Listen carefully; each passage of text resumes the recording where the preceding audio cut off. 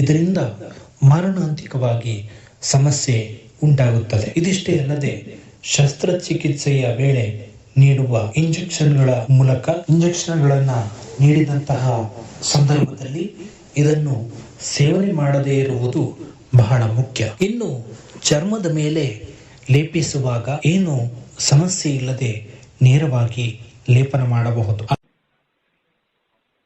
ನೀವೀಗ ಕೇಳುತ್ತಿದ್ದೀರಾ ಮಾಹಿತಿ ಖಜಾನೆಯ ಕಾರ್ಯಕ್ರಮಗಳನ್ನು. ಸಸ್ಯ ಪ್ರಪಂಚ ಮನೆ ಅಂಗಳದಲ್ಲಿ ಬೆಳೆಯುವ ಔಷಧಿ ಸಸ್ಯಗಳನ್ನು ಪರಿಚಯಿಸುವ ವಿಶೇಷ ಕಾರ್ಯಕ್ರಮ. ಕೇಳಿ, ಆನಂದಿಸಿ ಹಾಗೂ ಸಬ್ಸ್ಕ್ರೈಬ್ ಮಾಡಿಕೊಳ್ಳಿ. ಕೇಳಿ ಸಸ್ಯ ಪ್ರಪಂಚ.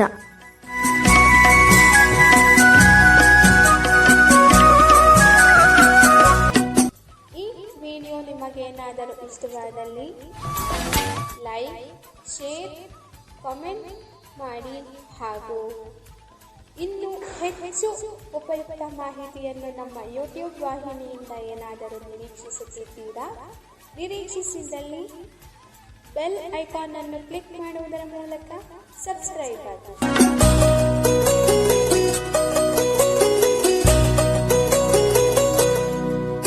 ಮಾಹಿತಿ ಖಜಾನೆಗೆ ಸ್ವಾಗತ.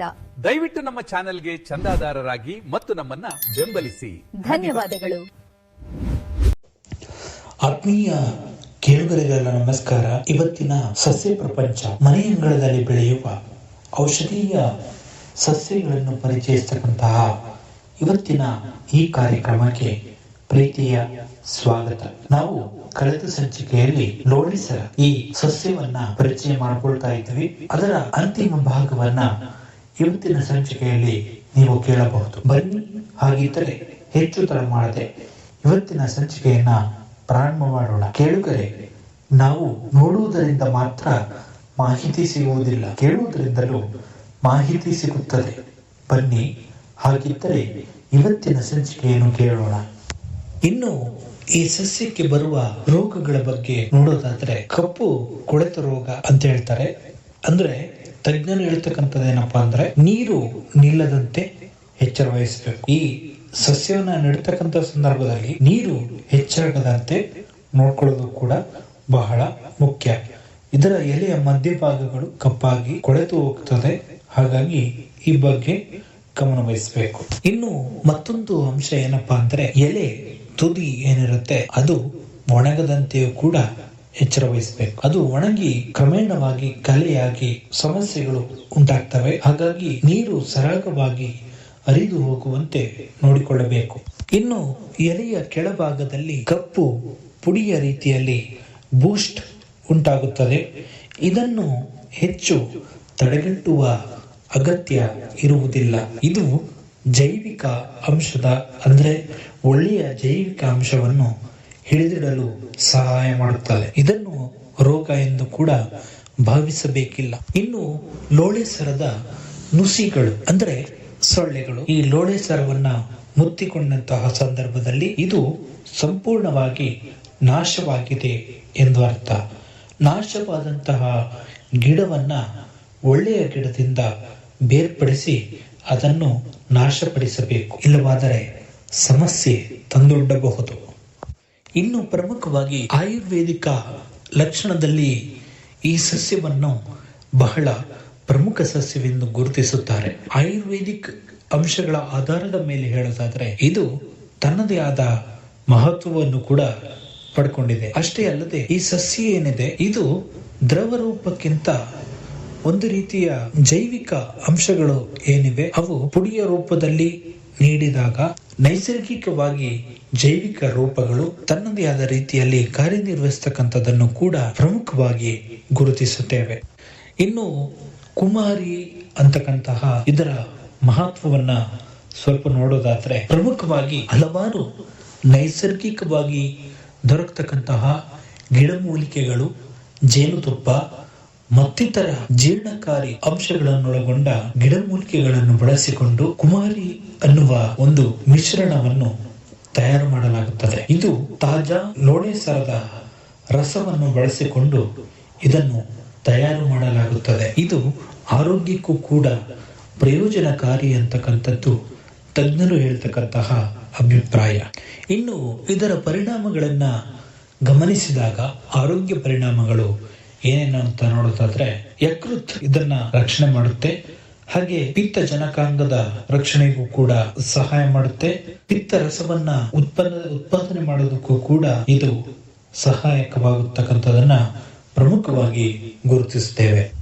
ಇದಿಷ್ಟೇ ಅಲ್ಲದೆ ಪಿತ್ತಕೋಶಗಳಲ್ಲಿ ರಸ ಉತ್ಪಾದನೆಗೂ ಕೂಡ ಸಹಾಯ ಮಾಡುತ್ತದೆ. ಹಾಗೆ ಕೆಲವು ಪುರುಷರಲ್ಲಿ ವೀರ್ಯದ ಸಮಸ್ಯೆಗಳು ಉಂಟಾದಾಗ ಅದನ್ನು ಕೂಡ ತಡೆಗಟ್ಟೋದಕ್ಕೂ ಕೂಡ ಇದರ ಔಷಧಿಗಳು ಪರಿಣಾಮಕಾರಿ ಅಂತ ಇತ್ತೀಚಿನ ವರದಿಗಳು ತಿಳಿಸ್ತವೆ. ಹಾಗೆ ಪ್ರಮುಖವಾಗಿ ಕಾಮಾಲೆ ಹಾಗೂ ಯಕೃತ್ತಿನ ಸಮಸ್ಯೆಗಳನ್ನು ನಿವಾರಿಸಲು ಕೂಡ ಇದು ಪರಿಣಾಮಕಾರಿಯಾಗುತ್ತದೆ. ಯಾವುದೇ ಔಷಧಿಯನ್ನು ಪ್ರಯೋಗ ಮಾಡುವ ಮೊದಲು ತಮ್ಮ ಕೌಟುಂಬಿಕ ವೈದ್ಯರನ್ನು ಸಂಪರ್ಕಿಸುವುದು ಬಹಳ ಮುಖ್ಯ.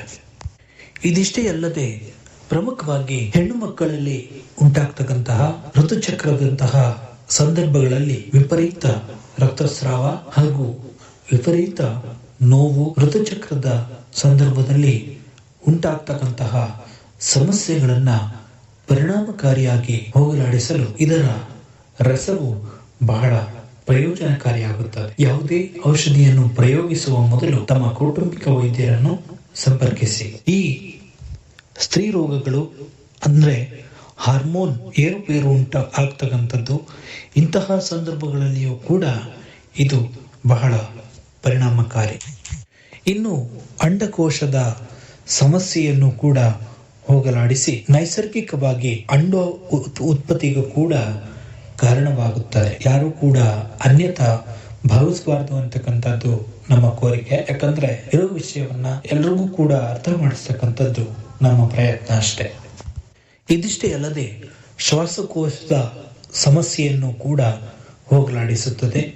ತೀವ್ರ ಕಫ ಕಟ್ಟಿಕೊಳ್ಳುವುದು ಹಾಗೂ ತೀವ್ರ ಕೆಮ್ಮನ್ನು ಹೋಗಲಾಡಿಸಲು ಇದು ಸಹಾಯಕವಾಗುತ್ತದೆ. ಇನ್ನು ಇದರ ಅಪಾಯದ ಬಗ್ಗೆಯೂ ಕೂಡ ತಿಳಿದುಕೊಂಡಿರೋದು ಬಹಳ ಮುಖ್ಯ. ಪ್ರತಿನಿತ್ಯ ಹೆಚ್ಚಾಗಿ ಲೋಳೆಸರವನ್ನು ಬಳಸುವುದರಿಂದ ಅಪಾಯಗಳು ಉಂಟಾಗಬಹುದು. ಪ್ರಮುಖವಾಗಿ ಕಿಡ್ನಿ ಫೇಲ್ಯೂರ್ ನಂತಹ ಸಮಸ್ಯೆ ಇರಬಹುದು, ಅಥವಾ ಜಠರದ ಕಿರಿಕಿರಿ ಮತ್ತು ಮಾರಣಾಂತಿಕ ಸಮಸ್ಯೆಗಳಿಗೂ ಕೂಡ ಇದು ಕೊಂಡೊಯ್ಯಬಹುದು. ಹಾಗಾಗಿ ಮಿತವಾಗಿ ಬಳಸುವುದು ಬಹಳ ಮುಖ್ಯ. ಇನ್ನು ಪ್ರಮುಖವಾಗಿ ಲೋಳೆ ಸರವನ್ನ ಹೆಚ್ಚಾಗಿ ಬಳಸುವುದರಿಂದ ಶಸ್ತ್ರಚಿಕಿತ್ಸೆಗಳನ್ನ ಮಾಡ್ತಕ್ಕಂಥ ಸಂದರ್ಭದಲ್ಲಿ, ವಿಶೇಷವಾಗಿ ಕರುಳಿನ ಸಮಸ್ಯೆಯನ್ನ ಬಗೆಹರಿಸಿಕೊಳ್ಳತಕ್ಕಂಥ ಸಂದರ್ಭದಲ್ಲಿ ಲೋಳೆ ಸರವನ್ನ ಸೇವನೆ ಮಾಡಿದ್ರೆ ಶಸ್ತ್ರಚಿಕಿತ್ಸೆಗೆ ಒಳಪಡುವ ಮುನ್ನ ವೈದ್ಯರಿಗೆ ತಿಳಿಸಬೇಕು. ಯಾಕಂದ್ರೆ ಅವರು ಪರೀಕ್ಷಿಸುವಾಗ ಅದು ಗುರುತಿಸುವುದನ್ನ, ನಿಮ್ಮ ಸಮಸ್ಯೆಯನ್ನು ಗುರುತಿಸುವುದನ್ನು ಅಡ್ಡಿಪಡಿಸುತ್ತದೆ. ಇತ್ತೀಚೆಗೆ RCI ರಿಸರ್ಚ್ ಇನ್ ಹೆಲ್ತ್ ಅಂತಕ್ಕಂತಹ ಒಂದು ವರದಿಯ ಪ್ರಕಾರ ಈ ಲೋಳೆ ಸರದಲ್ಲಿ ಕ್ಯಾನ್ಸರ್ ಕಾರಕ ಗುಣಗಳು ಇದೆ ಅಂತಕ್ಕಂಥದ್ದು ಕೂಡ ತಿಳಿದು ಬಂದಿದೆ. ಹಾಗಾಗಿ ಸೇವಿಸುವ ಮುನ್ನ ಎಚ್ಚರ ವಹಿಸುವುದು ಬಹಳ ಮುಖ್ಯ. ಇನ್ನು ಆಂತರಿಕವಾಗಿ ಸೇವನೆ ಮಾಡುವ ಮುನ್ನ ಇತರ ಔಷಧಿಗಳನ್ನು ತೆಗೆದುಕೊಳ್ಳುವವರು ಇದರ ಬಗ್ಗೆ ಗಮನ ವಹಿಸಬೇಕು. ಎರಡನ್ನೂ ಒಟ್ಟಿಗೆ ಸೇವನೆ ಮಾಡಿದರೆ ಆರೋಗ್ಯದಲ್ಲಿ ಏರುಪೇರುಗಳು ಉಂಟಾಗಬಹುದು. ಇನ್ನು ಹೃದಯಘಾತದಂತಹ ಸಮಸ್ಯೆಗಳನ್ನ ತಂದೊಡ್ಡುವಂತಹ ಸಾಧ್ಯತೆ ಹೆಚ್ಚಾಗಿದೆ. ಹಾಗಾಗಿ ಈ ಬಗ್ಗೆ ಗಮನವಿರಲಿ. ಇನ್ನು ಸಕ್ಕರೆ ಕಾಯಿಲೆ ಇರತಕ್ಕಂಥವರು ಎರಡನ್ನೂ ಕೂಡ ಸೇವನೆ ಮಾಡುವುದರಿಂದ ತೀವ್ರ ಅಪಾಯ ಮಟ್ಟದ ಸಕ್ಕರೆ ಮಟ್ಟದ ಕುಸಿತ ಕಾಣಬಹುದು. ಇದರಿಂದ ಮಾರಣಾಂತಿಕವಾಗಿ ಸಮಸ್ಯೆ ಉಂಟಾಗುತ್ತದೆ. ಇದಿಷ್ಟೇ ಅಲ್ಲದೆ ಶಸ್ತ್ರಚಿಕಿತ್ಸೆಯ ವೇಳೆ ನೀಡುವ ಇಂಜೆಕ್ಷನ್ಗಳನ್ನ ನೀಡಿದಂತಹ ಸಂದರ್ಭದಲ್ಲಿ ಇದನ್ನು ಸೇವನೆ ಮಾಡದೇ ಇರುವುದು ಬಹಳ ಮುಖ್ಯ. ಇನ್ನು ಚರ್ಮದ ಮೇಲೆ ಲೇಪಿಸುವಾಗ ಏನು ಸಮಸ್ಯೆ ಇಲ್ಲದೆ ನೇರವಾಗಿ ಲೇಪನ ಮಾಡಬಹುದು. ಆದರೆ ಆಂತರಿಕವಾಗಿ ಸೇವನೆ ಮಾಡುವಂತವರು ಇದರ ಬಗ್ಗೆ ಸೂಕ್ತವಾದ ಮಾರ್ಗದರ್ಶನವನ್ನು ತಮ್ಮ ಕೌಟುಂಬಿಕ ವೈದ್ಯರಿಂದ ಪಡೆದು 42 ದಿನಕ್ಕಿಂತ ಹೆಚ್ಚು ದಿನಗಳ ಕಾಲ ಇದನ್ನ ಬಳಸಬಾರದು. ಇನ್ನು ಪ್ರಮುಖವಾಗಿ ಗರ್ಭಿಣಿಯರು ಮತ್ತು ಹಾಲುಣಿಸುವ ತಾಯಂದಿರು ಸಂಪೂರ್ಣವಾಗಿ ಇದನ್ನು ನಿಷೇಧಿಸಬೇಕು. ಯಾವುದೇ ಕಾರಣಕ್ಕೂ ಆಂತರಿಕವಾಗಿ ಇದನ್ನು ಸೇವನೆ ಮಾಡಬಾರದು. ಇನ್ನು ಈ ಸಸ್ಯವು ಯಾವುದೇ ಹವಾಮಾನದಲ್ಲಿಯೂ ಕೂಡ ಬದುಕಬಲ್ಲದು. ಯಾವುದೇ ಪರಿಸ್ಥಿತಿಯಲ್ಲೂ ಕೂಡ ಬದುಕುತ್ತೆ. ಸಾಮಾನ್ಯ ಮಣ್ಣು ಹಾಗೂ ಜೆಲ್ಲಿ ಮಿಶ್ರಿತ ಮರಳನ್ನ ಬಳಸಬಹುದು. ಇದು ಸರಾಗವಾಗಿ ನೀರು ಹರಿದು ಹೋಗಲು ಸಹಾಯ ಮಾಡುತ್ತದೆ. ಇನ್ನು ಪ್ರಮುಖವಾಗಿ ಸಸ್ಯದ ಎಲೆಯು ನೆಲಕ್ಕೆ ತಾಗದಂತೆ ಎಚ್ಚರಿಕೆ ವಹಿಸುವುದು ಕೂಡ ಬಹಳ ಮುಖ್ಯ. ನೆಲಕ್ಕೆ ತಾಗಿದರೆ ಇದು ಕೊಳೆತು ಹೋಗುವ ಸಾಧ್ಯತೆ ಹೆಚ್ಚಾಗಿರುತ್ತದೆ. ಹಾಗಾಗಿ ಅಡಿಯಲ್ಲಿ ಮರಳನ್ನ ಹಾಕಿ ನಂತರದಲ್ಲಿ ನೆಡುವಾಗ ನೆಲಕ್ಕೆ ತಾಗದಂತೆ ನೆಡುವುದು ಬಹಳ ಮುಖ್ಯವಾದಂಥ ಅಂಶ ಅಂತಲೇ ಹೇಳ್ಬೋದು.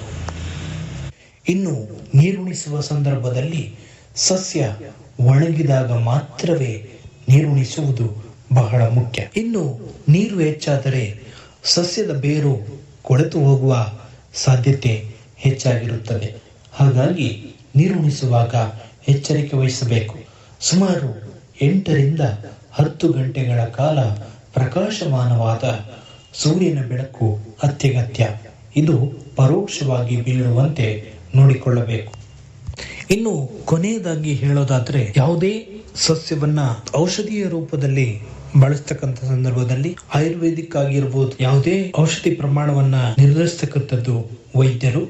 ಅವರ ಸಲಹೆಯ ಮೂಲಕ ಈ ಔಷಧೀಯ ಸಸ್ಯಗಳನ್ನು ಬಳಸಿಕೊಂಡು ನಿಮ್ಮ ಆರೋಗ್ಯವನ್ನ ಸುಧಾರಿಸಿಕೊಳ್ಳೋಣ ಅಂತ ಹೇಳ್ತಾ ಇವತ್ತಿನ ಈ ಸಂಚಿಕೆಯನ್ನು ಮುಗಿಸ್ತಾ ಇದ್ದೀನಿ. ಮತ್ತೊಂದು ಸಂಚಿಕೆಯಲ್ಲಿ ಮತ್ತಷ್ಟು ವಿಶೇಷತೆಯೊಂದಿಗೆ ನಿಮ್ಮನ್ನ ಭೇಟಿಯಾಗ್ತೀನಿ. ಅಲ್ಲಿಯವರೆಗೂ ಮಾಹಿತಿ ಖಜಾನೆಯ ಕಾರ್ಯಕ್ರಮಗಳನ್ನ ಕೇಳ್ತಾ ಇರಿ. ಇನ್ನು ಯಾರು ಸಬ್ಸ್ಕ್ರೈಬ್ ಮಾಡದೆ ನೋಡ್ತಾ ಇದ್ರೆ ಈ ಕೂಡಲೇ ಸಬ್ಸ್ಕ್ರೈಬ್ ಮಾಡ್ಕೊಳ್ಳಿ ಅಂತ ಹೇಳ್ತಾ ನಿಮ್ಮ ಷರತ್ತಿಗೆ ಅನುಮತಿ ಕೊಡಿ. ನಮಸ್ಕಾರ. ಜೈ ಹಿಂದ್.